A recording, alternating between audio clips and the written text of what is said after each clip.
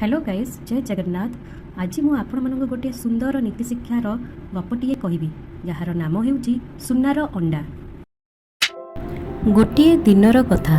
गोटिए कृषक पाखरे गोटे हंस थिला।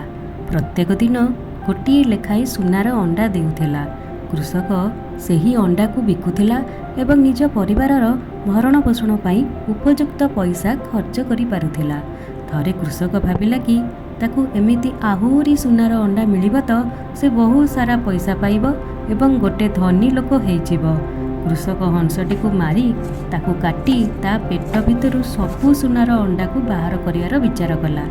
जेमिति कृषकटी हंसटी को मारी देई ता पेट को फाड़ी देखिला तो ताकू किछि भी सुना अंडा मिलिला नहीं।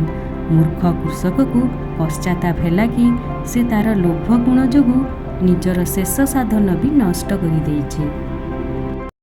शेषरे आमे एहा नीति शिक्षा पाइलु कि अति लोभ विनाशर कारण अटे, तेणु अधिक लोभ करिबा उचित नुहे। Please subscribe my channel.